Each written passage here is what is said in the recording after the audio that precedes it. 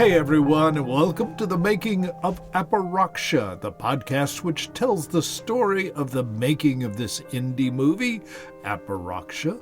This episode is going to look at the character of Gabriel, as played by Gavin Russell, and we'll get to that interview in just a moment. If you're listening to this on Friday or Saturday, October 14th or 15th, 2022, you've got the opportunity to see this movie on the big screen in a darkened theater with a bunch of strangers. What's the better way to see a horror movie, right? How can you do this? Well, on Saturday, October 15th, the movie will have its public premiere at the Mars Theater in Lafayette, Georgia. And if you're in Northwest Georgia, Northeast Alabama, Southeast Tennessee, you are in striking distance of this community and this theater. The showing will occur at 7:30 p.m. That's Saturday, October 15th. And if you check the show notes, you'll find a link to the theater with directions, and you'll find all this information written out so that you can make sure you got it right. What if you can't get to Lafayette? What if you're too far away, or it's after October 15th? Well, you still won't miss out. This show will be uploaded to YouTube. Just do a search for Aparoksha Movie to find the YouTube channel. Or just check the show notes for a link, and you can watch it on your computer, your pad, your phone, or your smart TV. So, let's go back to our interview. So who is this Gabriel guy? And who is Gavin? I'm sitting here with Gavin Russell. Now, he's part of the movie Aparoksha. Gavin, tell us about yourself. Hi. So I've been doing local theater in the North Georgia area for almost 20 years now. And I've been working with a company called Back Alley for a couple of years. My biggest project coming up is I'm directing No Exit by Jean-Paul Sartre in July and August, so super fun. Very, very excited for that.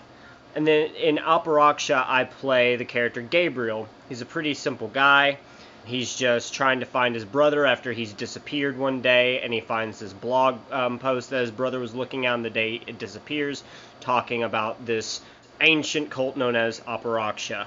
And it's a really fun role. It's similar to stuff that I've played before in like role-playing games, so it's fun to take some of that experience and see it translate to a horror film.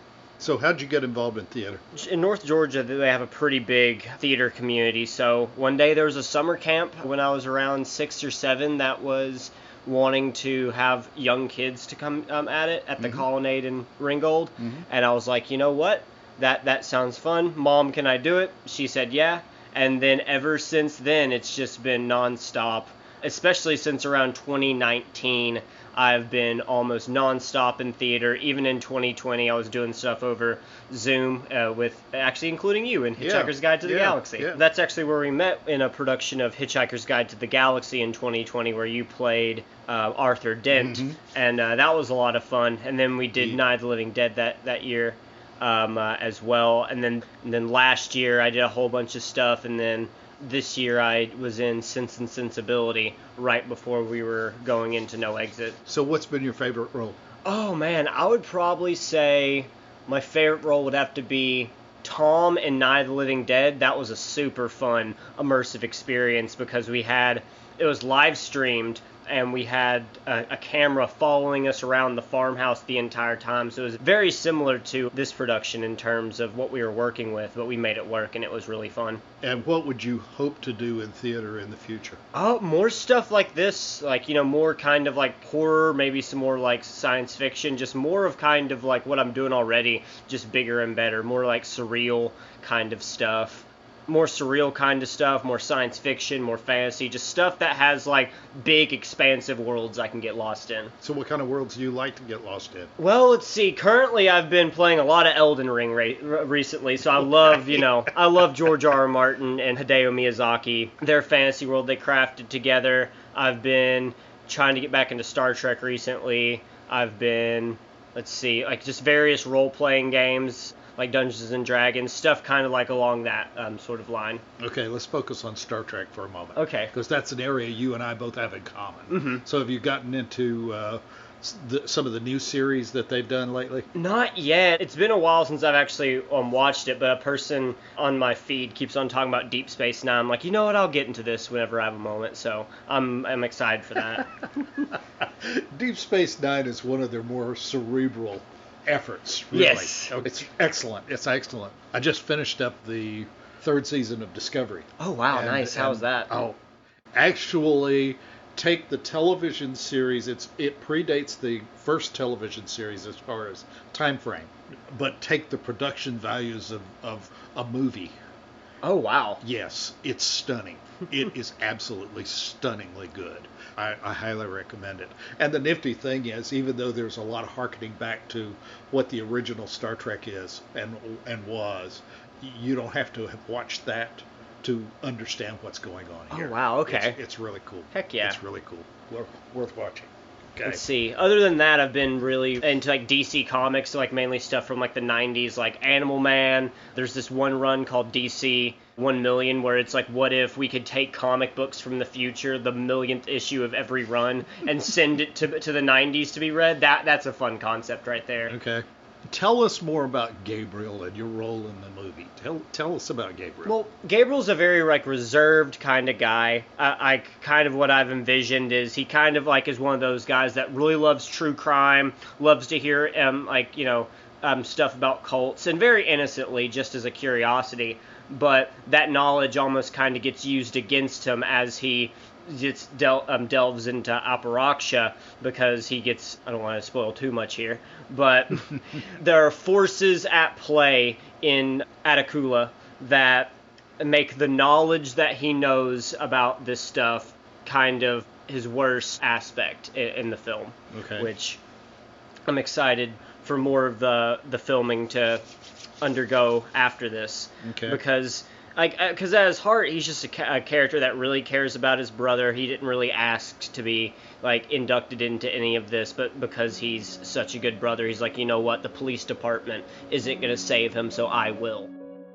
Listen, Michael, I hate this as much as you do. For 4 years, that took me to somewhere, and it took my brother too.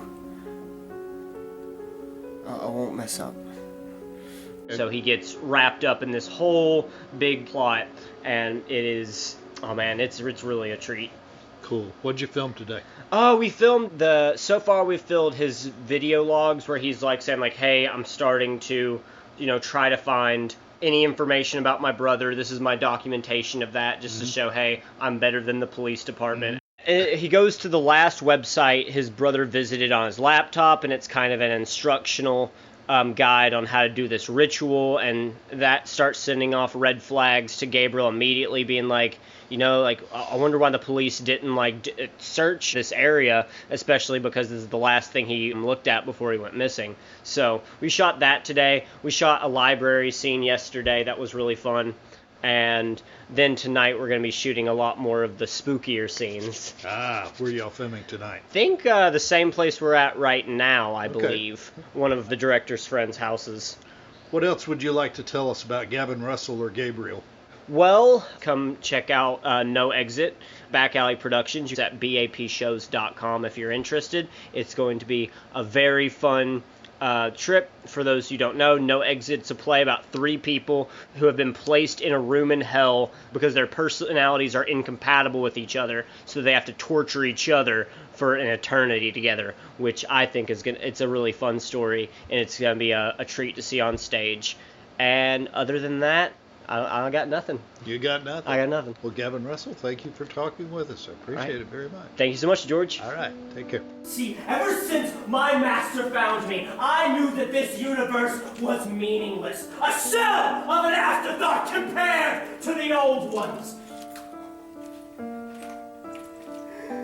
you really want to be left in this mortal plane as it all comes crumbling down?